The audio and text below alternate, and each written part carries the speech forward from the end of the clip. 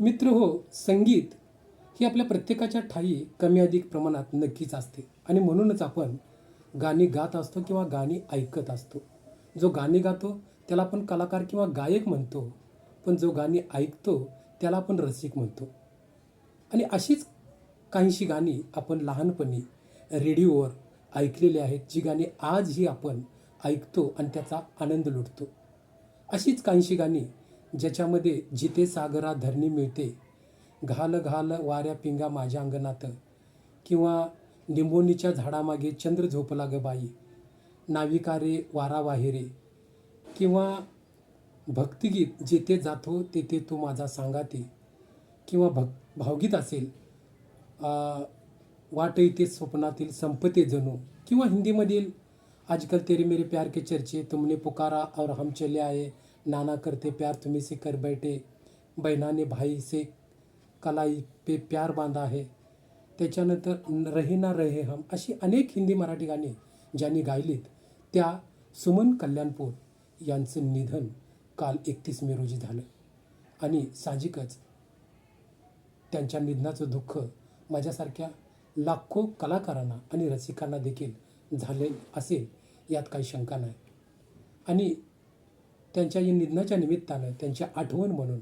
मी त्यांचंच एक सुप्रसिद्ध गीत केतकीच्या बनिती ते नाचला ग मोर हे या निमित्तानं सादर करतो.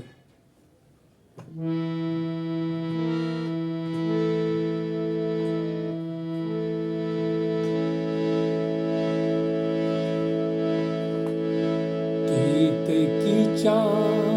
बनिती ते नाचला ग मोर, केतकीच्या बनिती ते नाचला ग मोर, गहिवरला मेघन भी सोडला ग धीर, केतकीच्या बनिती ते नाचला ग मोर, पापनीत साचले अंतरात रंगले, पापनीत साचले अंतरात रंगले, प्रेम गीत माझिया मना मनात धुंदले,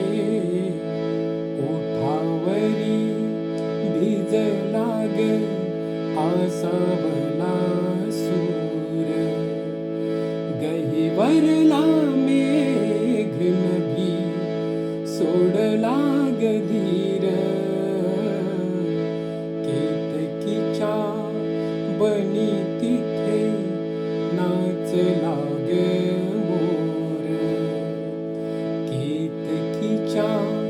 बनिती ते